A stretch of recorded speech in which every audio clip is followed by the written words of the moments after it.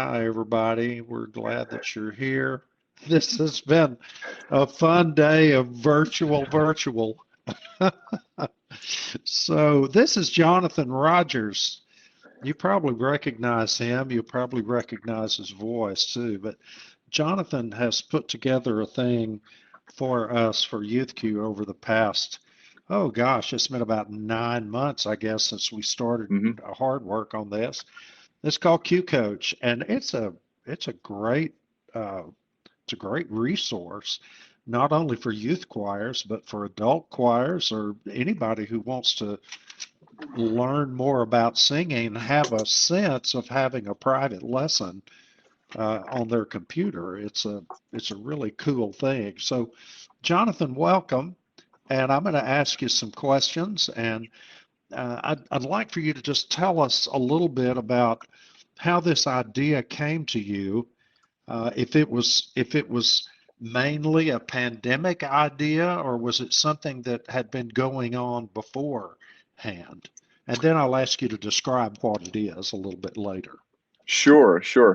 Hi, everyone. I hope you're having a great day and enjoying the Alleluia conference. Honored to get to be with you all, even in this venue, in this format for this session. So, I had thought off and on at times about, a resource that could be a little bit more individual focused, more self-guided, self-directed, but also married with current technology. COVID definitely put it on my mind in a way that at the time I was thinking, how could I make the most of the time while our choir ministries are really sidelined? How can I make the most of the time of trying to help them stay engaged, help this time not just feel totally like it went in the dumper, but we somehow could redeem the time. For those that were interested, we had of course many working from home. There just seemed to be a little bit more time in ways on people's hands, and how do we stay engaged with them? And so the idea of a resource that could somehow train them or take, I guess, some of the headier, maybe more intimidating concepts about how to be in a choir, how to be involved in a choir, what it means to sing, all the things we don't have time usually to cover on a once a week rehearsal. What are the like bare minimum essentials that you would want them to just understand a little bit more about, maybe have some vocabulary, have some terminology that while they had this time, now maybe was the opportunity to strike while the iron was hot. We got there sort of, I think, and I think the resource will definitely be useful moving forward because it gave us that idea or the reason to kind of push forward and to put something in their hands that was digestible for the quote volunteer, non-trained singer, church choir member, musician. A lot of our folks have probably had piano lessons years ago. They know some musical vocabulary, but in terms of actual singing technique, again, not it's that fine like Goldilocks method is one of my teachers used to call it. Not too hot, not too cold. It's like finding just the right balance of what's meaty, but also what's digestible in terms of the content that we want to deliver them, the understanding, the principles, the concepts of the singing process. At least that was the focus of our first round. The And thing there, I lo yeah, the thing I loved about it, Jonathan, was as it turned out, was that it's definitely approached from the standpoint of youth choir. I mean, mm, it's a colorful uh, course and presentation. It has a lot of visuals that help you in so many ways. But the interesting thing about it is not the least bit juvenile. mm, So mm, therefore, adults enjoy it too. Mm-hmm. And in fact, as we begin our new SACE season coming up, um, we are going to sort of renew the students' interest in this.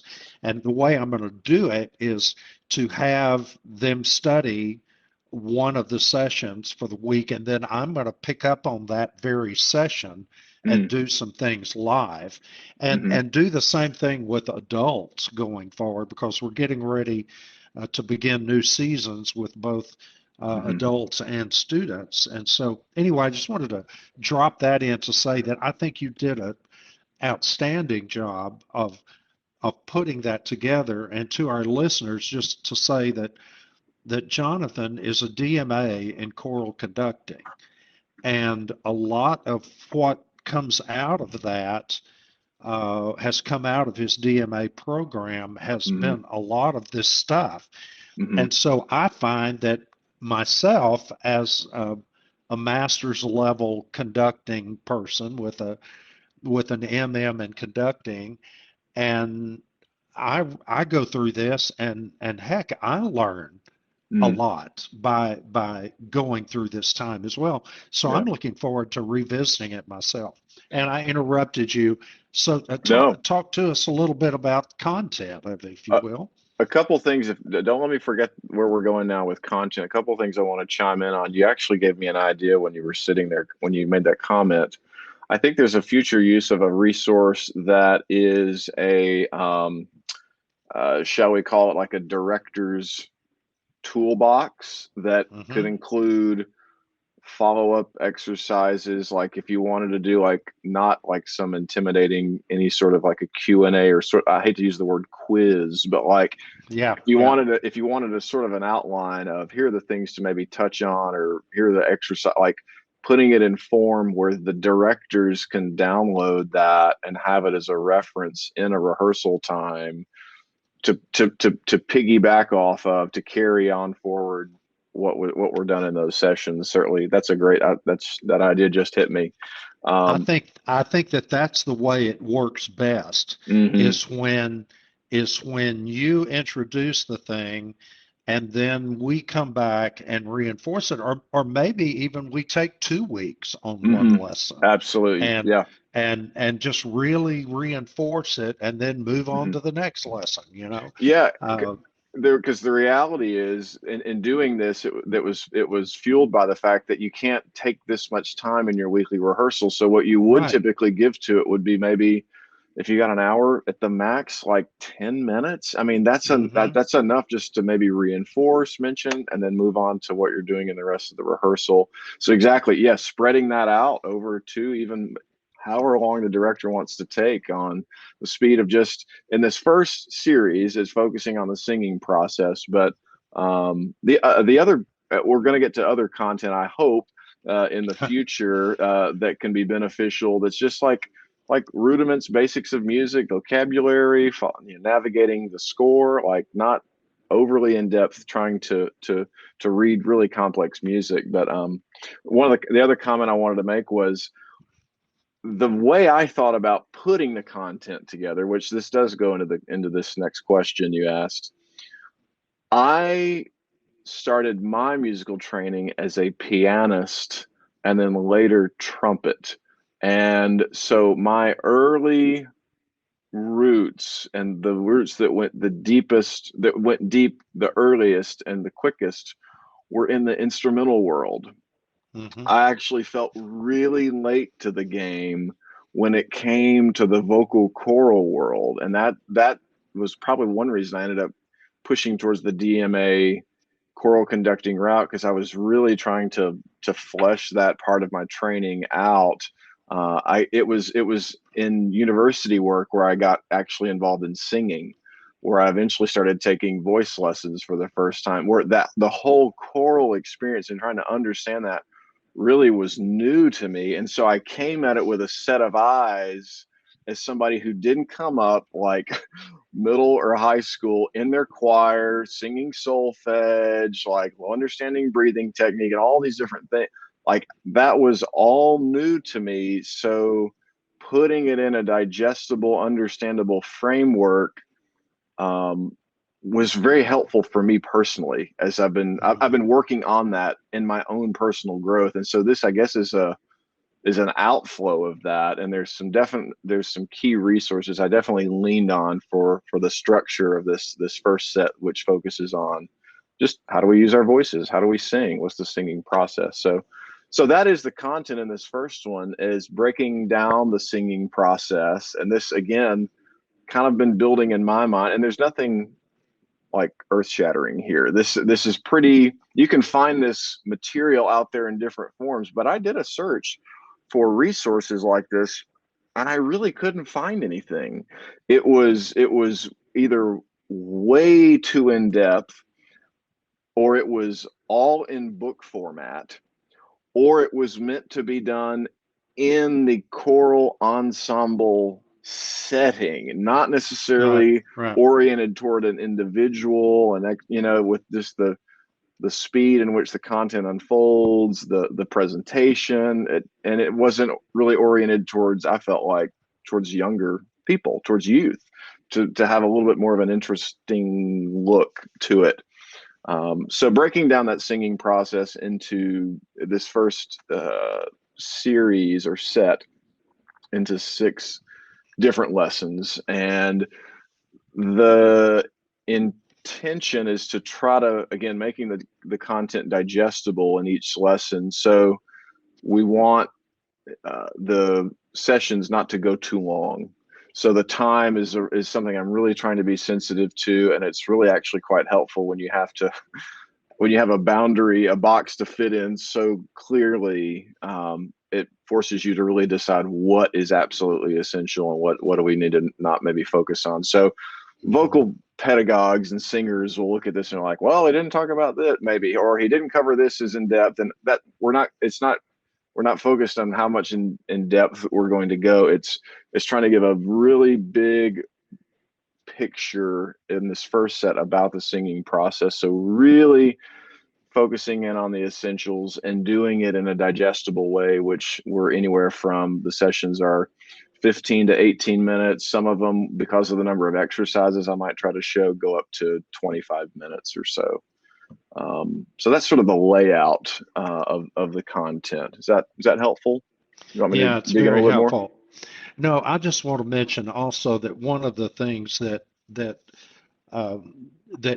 really attracted me to it and was so good for my young singers is because you mentioned very common problems, Mm, very approachable problems, and say, for instance, you ask the question, are you wondering why you didn't have enough breath to sing that phrase? mm, You mm-hmm, know, why you couldn't make that little 2 measure phrase that mm-hmm, you were trying to make and you ran out of breath, mm-hmm, and all your friends may have run out of breath at the same time that you did. It's because, and mm-hmm, you're able to give real concrete suggestions mm-hmm, and principles there that help us to be able to overcome the stuff that every singer encounters mm-hmm. all the time, as Yeah, we go. So it's very, very practical,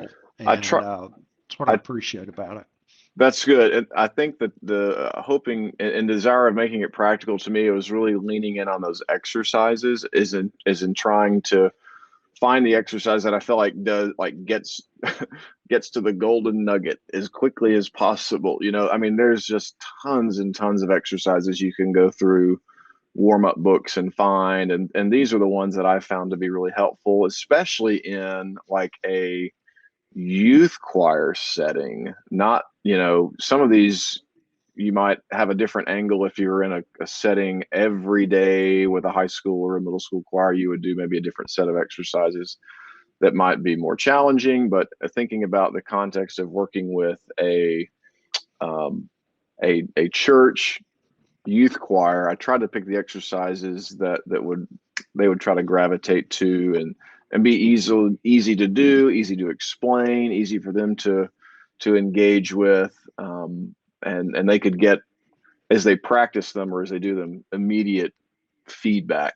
And I also, in that, try to anticipate like you said, from some experience, try to anticipate, okay, be wary that you don't do this if it comes to like posture. I'm trying to think of the tendencies that I've noticed in choirs over the time and try to reference those as we go along. The key thing with these, as you go through the exercises, and this is probably the hard part for students, just because of the way we are when we're teenagers and adolescents, is they need to do most of these usually in front of a mirror. It's helpful for them to be able to see Right. Right. themselves, because they're the ones that are going to be able to give them the feedback, because they're not in front of a teacher. If we had to say, what a quote weakness, is that you can't, there's not somebody there immediately with you to coach you along and say, oh yeah, I heard this or whatever. And that's why it's important for the director, I think, to have some involvement when their students are in their ensembles all together. Right. The other thing that we sought to do is we sought to make this very, very inexpensive for the students. These are 6 lessons in this series. I'm correct about that, right, Yep, Jonathan? There's that's 6 right. lessons, and it's set 1, and there are 6 lessons.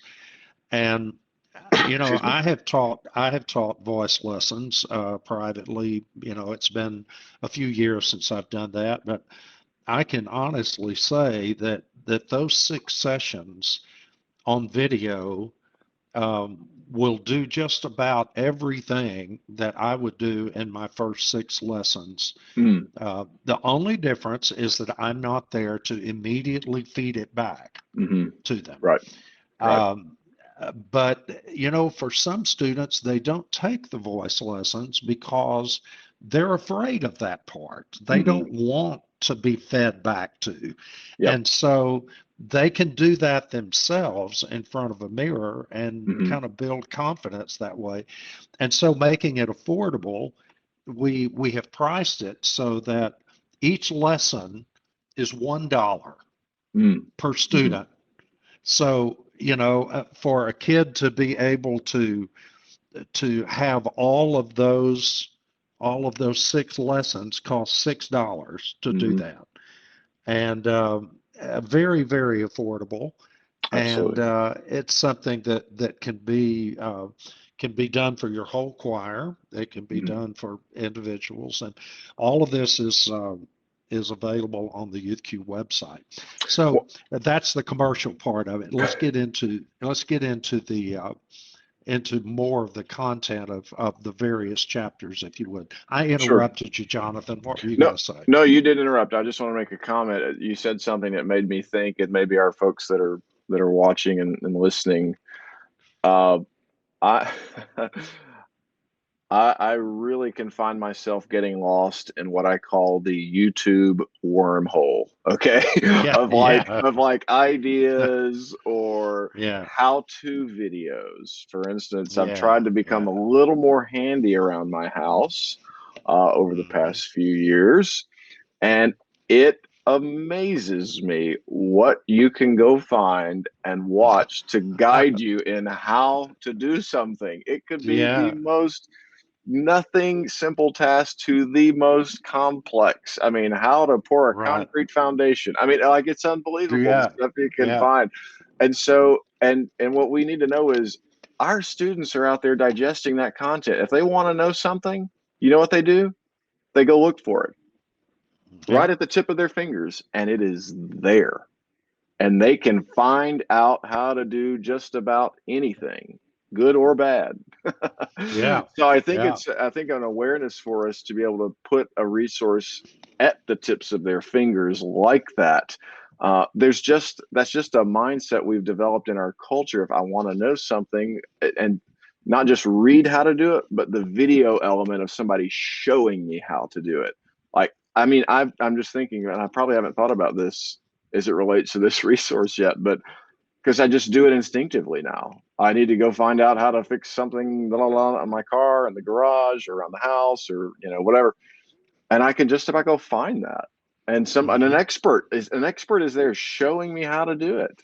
Yeah. So anyway, I think that's helpful to consider that that's the environment our students are in, and I think Yeah, this steps into that environment and at it a does. key time. So And it does, and it also allows us, as we said earlier, to be able as live directors, so to speak, mhm. uh, as they come to choir, to be able to reinforce those same things because we, as the director, have studied that same video that we assigned them this Mhm. week, and we're going to expand upon it. So let's That's right. let's talk about the content of it, Jonathan, if we could. Sure, absolutely. So I'm going to pull up here. I'm going to pull up actually a document that is like an outline that I used in piecing this together, just so you can have a visual of what I'm talking about. And then I also have I have the first episode that I can pull up and just, I'm going to like jump to little spots and show you. You Good, can see what it good. looks like. You can see some things. So let me explain and then I'll show. How about that? So That sounds good. I'll explain through the Word document. So let me share screen here, and you'll um, see the layout. I hope this is going to work. This should show up as a Word document that you should be able to see, and I would love feedback. I guess, Randy, you or our host, Philip, will be able to tell us if this is sharing, okay? All right, here we It go. is not, Now, well, it's not so far, but how about now? I'm just trying no. here. I've got screen share. I selected that window. Let's try it. Anything? Anything popping up? Nope. I'm gonna go about it another way. Hang on. Okay. Hang on.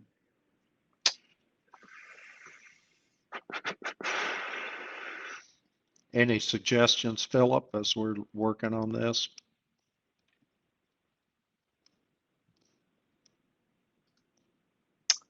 Wish it would. I tried this earlier. Wants to share the contents. Everybody thanks for your patience. I'm looking here.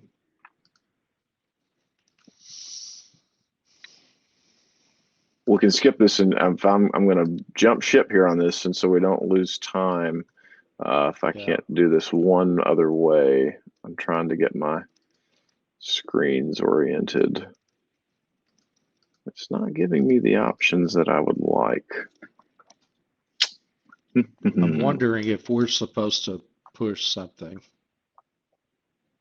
It says,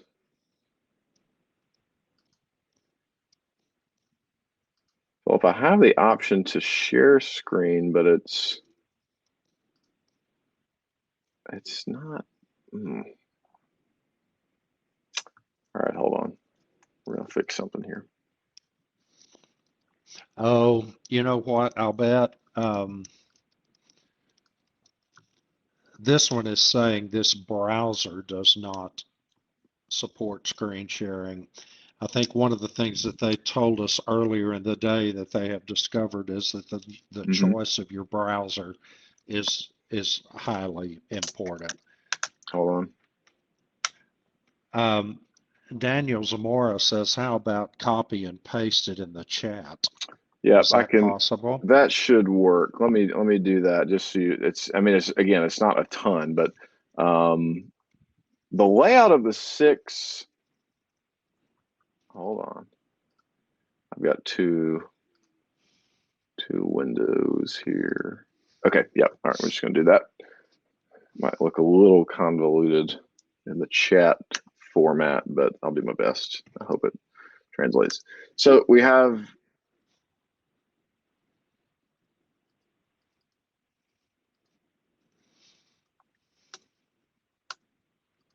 All right, are y'all seeing this? Anything pop up in the chat?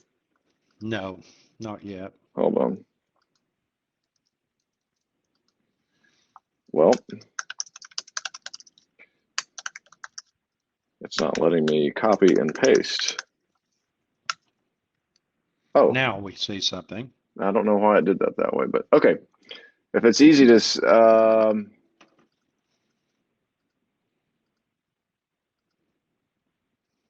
little clunky. I'm not sure why it's doing that like that.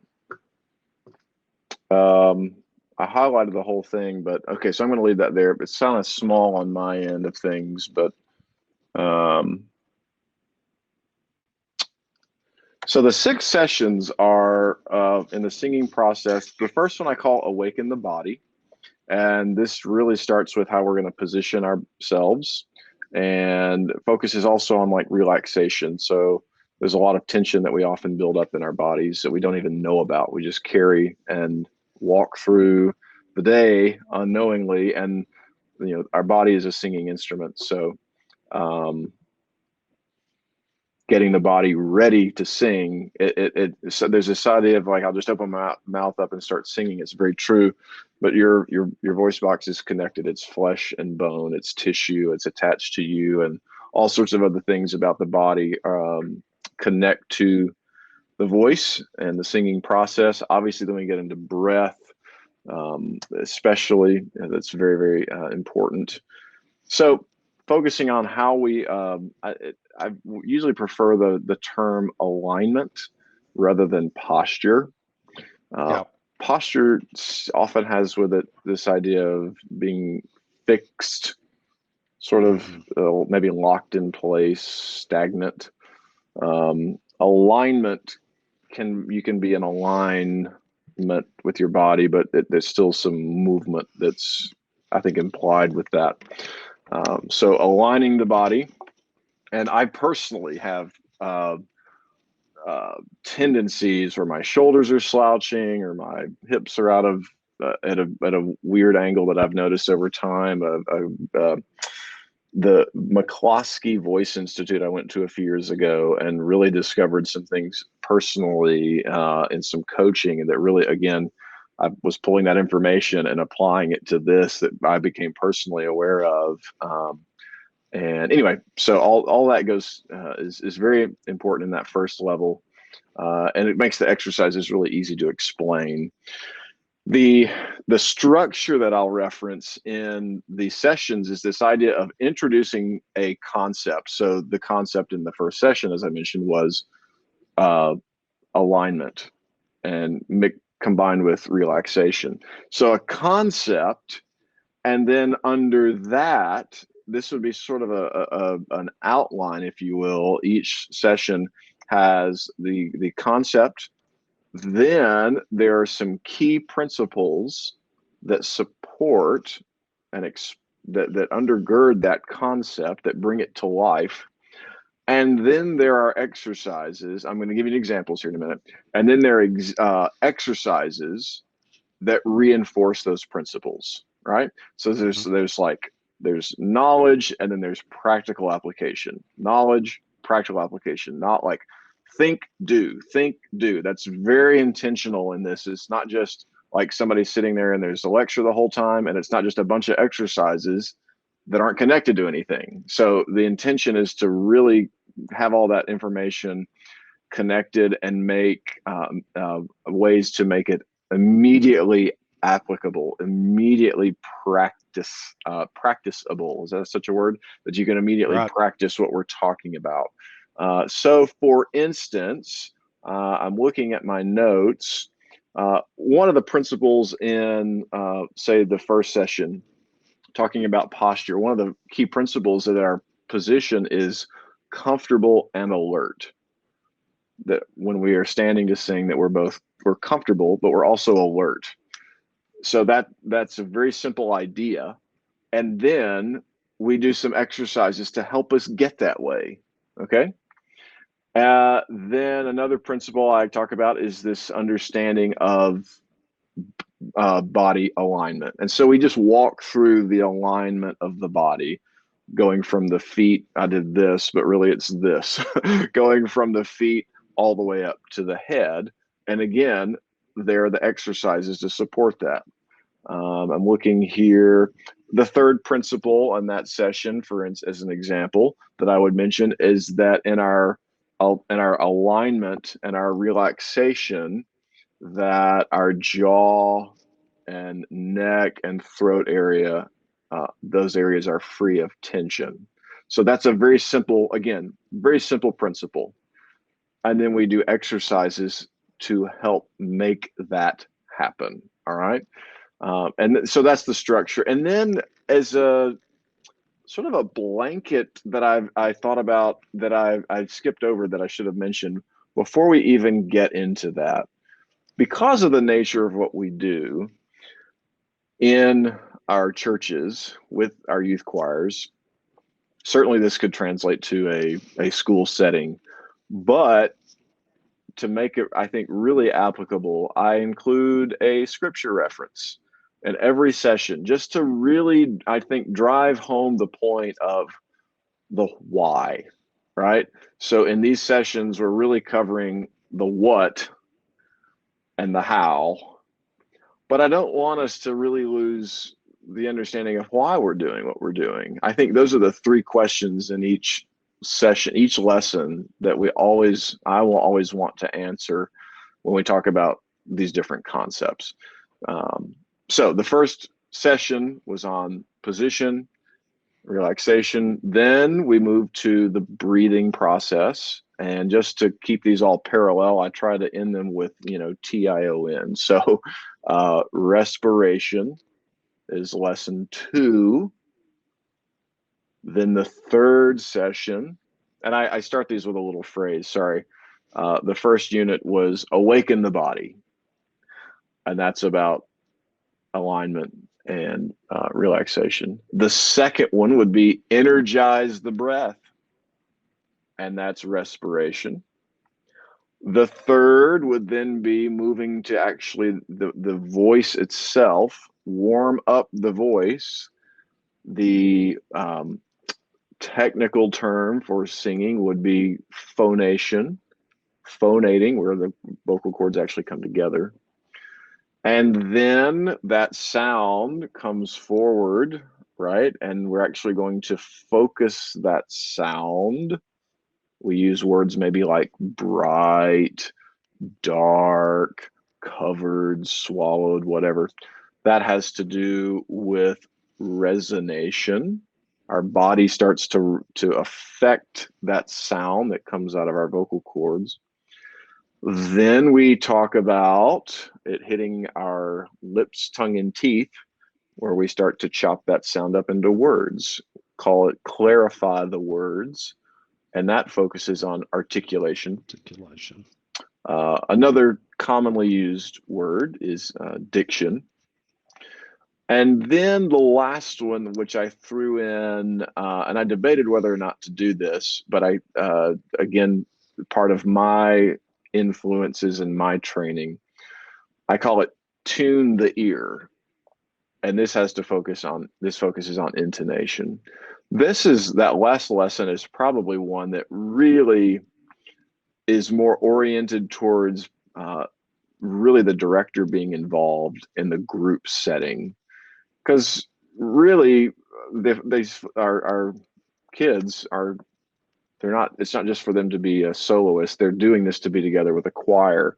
And the choir is all about coming together. And this is where we really start to this is literally bringing our voices together to match. And I notice I didn't say tune our voice, is tune our ear. That's the tuning, that's the tuning pin of the voice. It's not actually the voice, it's the ear, being able to hear what's coming out and then making adjustments in my underpitch or my overpitch, and then listening. This idea of like listening to one another. Of course, you can't do that in these kinds of sessions, but I'm bringing that concept to their minds and to this whole process that I just don't want to be forgotten or to be lost. So in all of that, though, I know I'm talking a lot here. It's the structure of concept, principles, very easily simple, digestible principles that are then worked out through exercises. So, and I tell you what, go and putting all this together, I'll be on it, at least in recording it. Wow, 20 minutes goes by really fast. I kept Yeah, having to cut and cut and cut. So yeah. anyway, go ahead, Brandy. I'm sorry. Oh, I was just going to say, just the more that we talk about it, the more I realize how important it is that the individual choir director be involved in this process if the Hmm. kids are going to really benefit from it. Because if the director does not incorporate what Hmm. the lesson has been teaching all week, then it's Hmm. going to come across as not connected at all. Yep. So the director has to be the one who pulls that together in a meaningful way. One of the things that Jonathan is incredibly gifted at is he takes the whole vocal warm up phenomenon to an entirely new level. Um, Watching him, learning from him over the years has absolutely um, just revolutionized the way that I warm up choir. And I use some things that are recognizable, and then sometimes I use some things that are brand new and such. But so much of that comes from what I've learned from you, Jonathan, Mm. on the warming up and the way that you're able to integrate the the theoretical, as it were, with the Hmm. highly practical. Hmm. You take the pedagogical and the pedagogy and you slip it into the rehearsal in the most painless ways, and actually for teenagers in the most fun ways because you make a Mm. game out of it. Mm. And yeah, I so try. It's well, yeah, uh, it's you're having to find that energy, to come in to be able to do that, and just it's right, thinking, what's a different way. I've said this before on talks we've had. Creativity is not something you do; it's the way you do something. So take mm-hmm, something that you've done before, if it is a warm up, and maybe think of a new way to present it.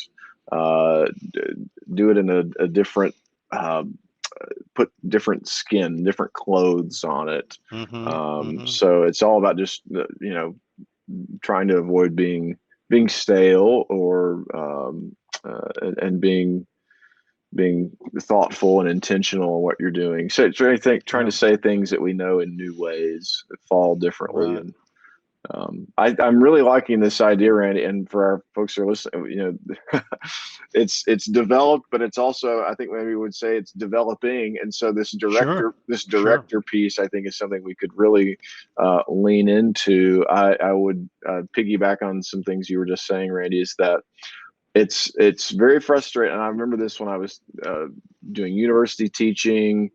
The students, if you don't come back and review or go over the homework, they won't do it.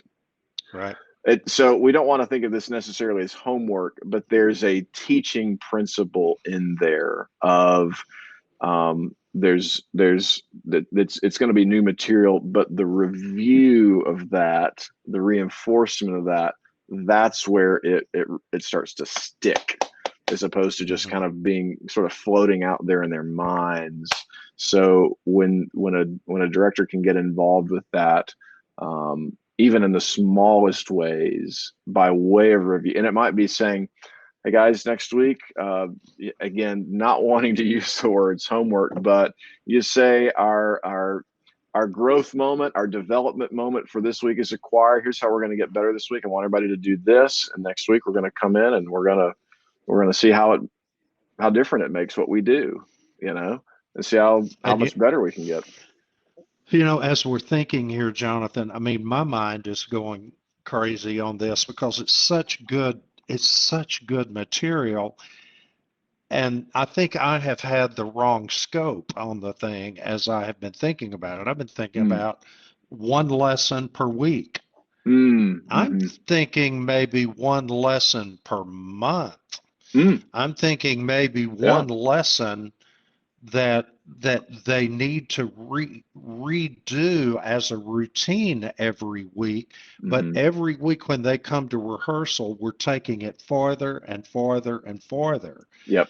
And then Yep. once we've done that for a month, then start lesson 2. Yep. And so I think I'm teaching myself in this session as much as I am anybody else, because they need the time to assimilate all of it. And they're not just going to do that with a 1-shot or a 2-shot deal. Yeah, especially with, and that's a really, really great point, especially with adolescents, with teenagers, and new skills. Anybody will tell you repetition is key. Repetition, repetition, repetition. And I know the choir directors that are out there would say, they'll say, I feel like I say the same things over and over and over, about the ah vowel is this way, or the, or what, like, this is how the crescendo sounds, or whatever, like some of it feels like the most basic things they just keep saying over. So repetition is key. And so a longer timeline, like you're just suggesting, allows for that repetition to take place. And we were talking about here in our staff meeting a couple of weeks ago, attendance patterns. And I mean, at least in our church, and if y'all are better than we are, more power to you. But a faithful member, if we're lucky, considers 50% attendance as faithful. So you think you think about 4 rehearsals out of a month. They're there only 2 times.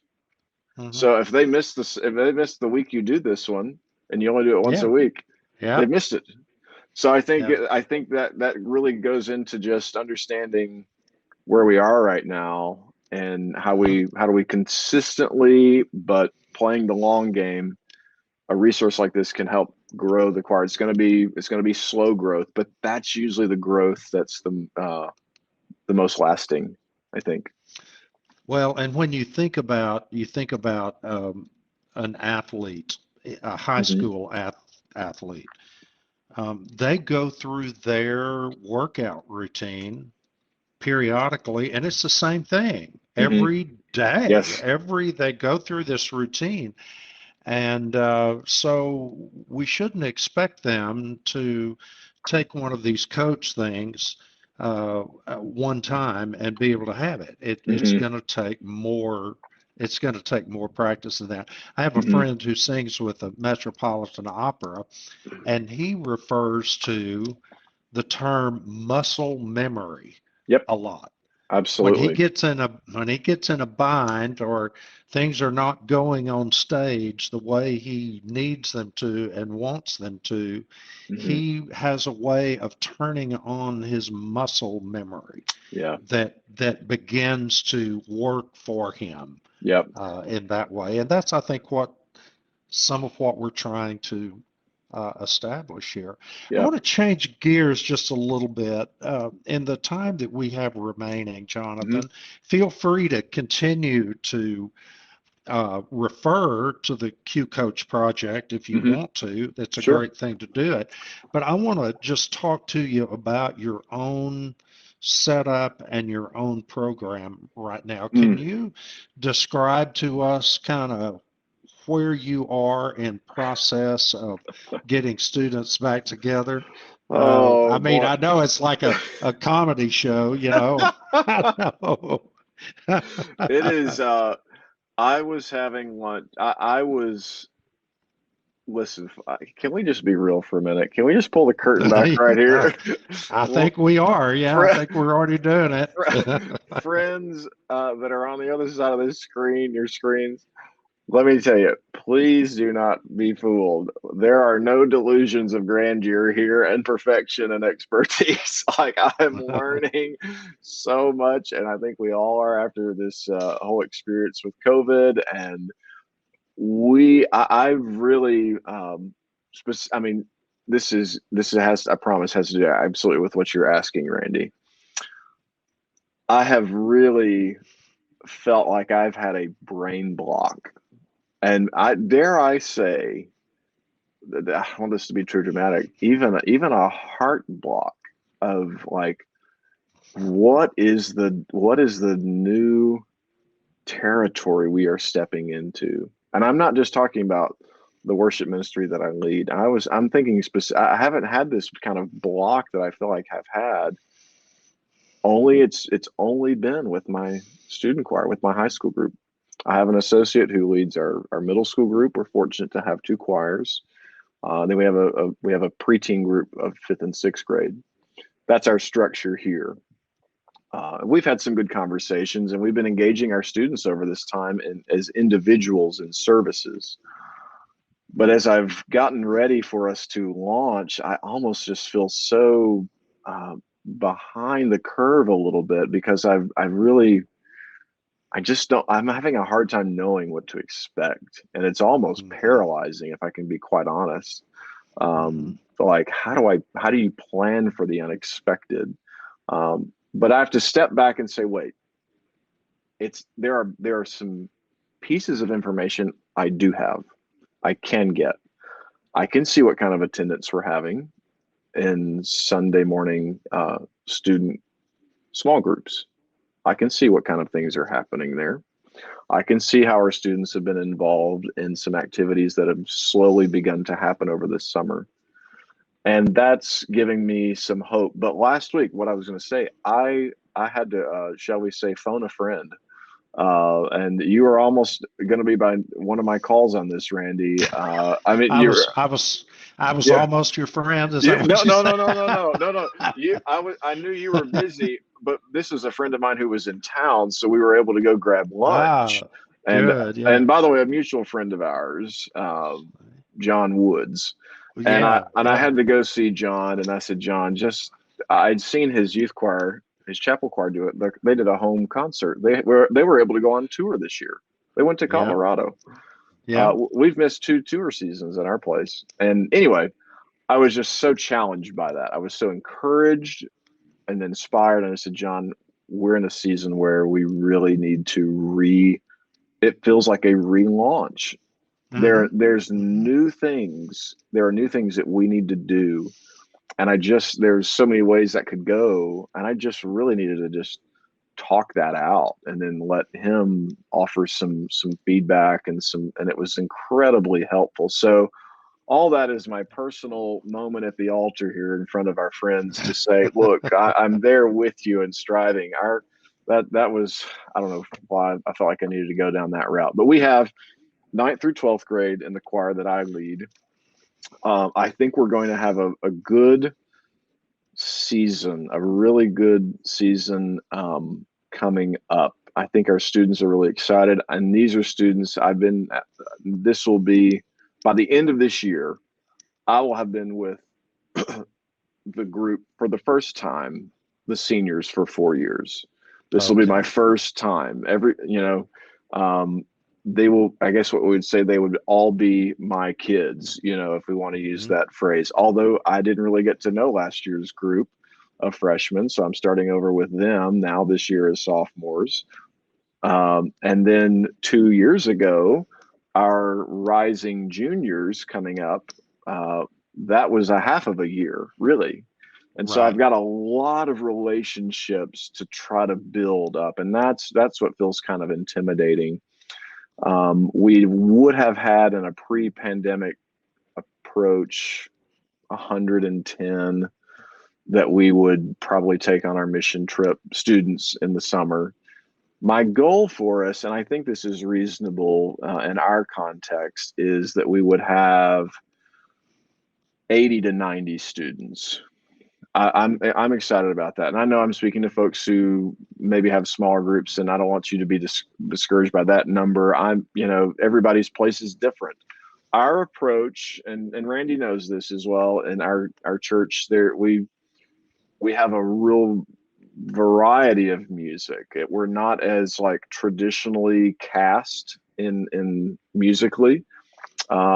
We try to do a mix of it all. So we will use a band, but I try to incorporate some a cappella moments that are something short and quick and really, kind of captivating. The students always seem to gravitate to those kinds of things. So that's our context. And one thing you should know is we're also making a really big change this year in our rehearsal time. I don't think I've told you about this yet, Randy, but No, you haven't. on Sunday afternoons, what we had built as our structure was choir combined with student discipleship groups. And they would break out, and those would be guys and girls groups, small groups by grade. They are shifting, they being student ministry, is shifting their approach. And I think this is actually a really good thing. Their pandemic approach was a Wednesday night gathering that was a 45-minute service, and then they put to that afterwards these small groups, their discipleship groups, for another 45 minutes from 6 to 7:30. Well, they like that a lot, and they're going to stick with that. So that opens up on Sunday afternoons. That kind of leaves us out there floating around just by ourselves, which I think is okay. So it offered the opportunity for us to make a change. I think what we're going to try to do, based as we see our climate, our environment here, is I think our families would appreciate having more of their afternoon. So we are now doing our rehearsals immediately after morning worship. We're going from 12:30 to 1:30. So the kids are going to have a break. Some in worship at noon. Some get done with our first service, which ends at 10:30. So they still have time to go home if they want, grab lunch, or go somewhere with their family and grab lunch, and they can be back. Based on the feedback, which has really not been a ton of necessarily negative or positive, it's been sort of like, okay, well, we'll do that. You know, that's the best we can tell from our parents is I think the ones that want to be there are going to be there. So I'm hoping that's more family friendly. And when we're done at 1:30, they are done. We don't have any other Sunday night programming. We've noticed many of our schools are doing more things on Sunday afternoons, much to our chagrin. And most of those things are starting about 2 o'clock or 3 o'clock. And our rehearsal pre-pandemic was at 4:30. So that's a structure we're stepping into. We've had an ensemble before. I'm not sure if that ensemble is going to make it this year. It's one of those things I'm going to kind of a wait and see approach. We'll do a big Christmas program with all our graded choirs, and then we will do a push in the spring towards our mission tour, which will be usually the second week of June. Those are the big anchor moments for us. Real quick, I know we're running out of time. The 2 initiatives I'm really thinking about, and I don't know if this is what this question. I'm saying the things you're looking for. If this is helpful, it is. It is. We have not done well, and the 2 biggest changes that I've determined that outside of the rehearsal time change that I think will redirect our course are going to be in the areas of leadership, specifically a intentional, focused, purposeful parent leadership core that I've just not been able to really develop, that they're present on Sundays and rehearsals, and they are in it to win it, almost a council of sorts that I can go to and say, hey, can you help me with this, or let's pull this together. And then the same thing, but with students. We have not organized a very strong student leadership team ever. And I think my focus this year is probably going to be doing that with our seniors exclusively and seeing how that goes. I know some will use other, like more than one grade, but I really want to pour into our seniors. So that's where I'm stepping into. Well, that's good. And it's obvious that you have thought, so much about all of this. And and a couple of just overarching observations. Number one, just mental fatigue plays into this malaise that you're feeling. The mental fatigue is more significant than you might realize for all of us, because as things have been slow and going on, our minds have been, constantly thrashing about what can we do now? What can we do? And we've tried some things and had to pull back on them and all that kind of thing. The second thing, I think, and this is something that we talked about on our church staff this past week, is that as we come out of this pandemic, let's use the permission that we have from the people, hopefully, to Mm-hmm. say, we're going to try this Mm-hmm. and see how it works.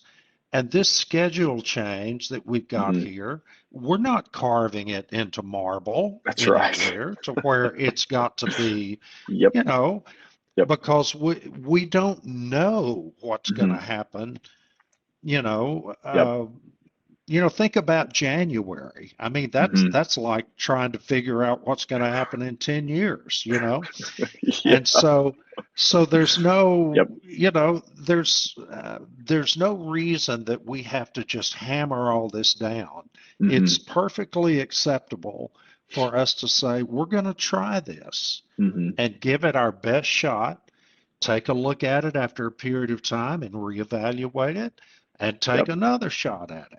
Yep. And no reason why that can't be sort of a new way of doing church, Mm-hmm. that I think it would probably benefit all of us, And the we process of it. absolutely, and I've noticed that sometimes we've churches staff members will acknowledge that often we're the last people to give ourselves grace on these kinds of things.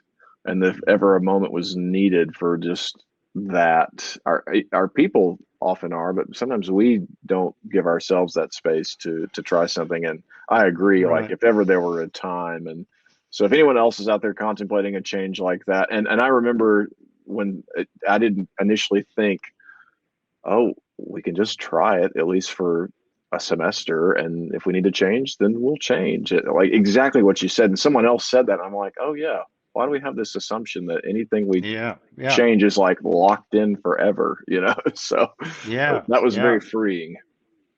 Yeah. Absolutely. And so, that's just all stuff to keep in mind.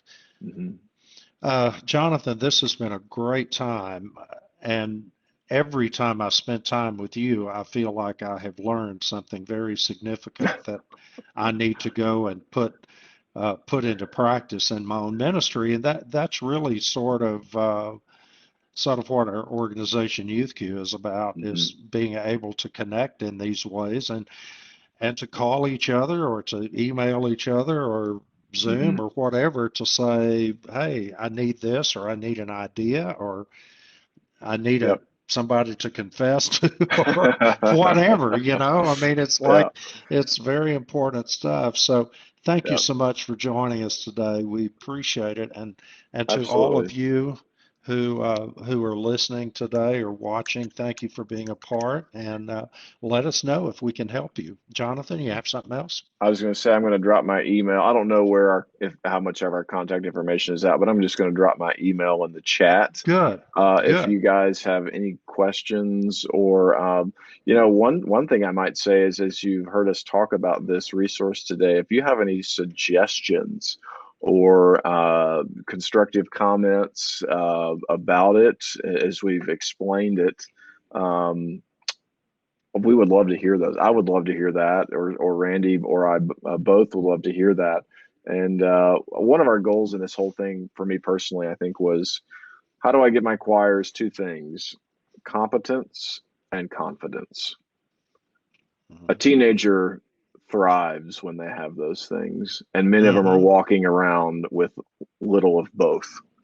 They don't Hmm. feel very competent at things. They're constantly comparing themselves to the quote experts they see on social media and every other place that's inundating them with do this, you should do this, you shouldn't, and then they lack confidence, which is the nature of the adolescent experience, is really living and learning into their own skin and becoming confident in who God has called and made them to be. And so hopefully even a resource like this can give those things. Anyway, if you have ideas on how we can do that better and what future topics would be helpful for your students, um, we would love to hear that. So, Absolutely, we sure would. And I am remiss in giving Jonathan a proper introduction at the beginning.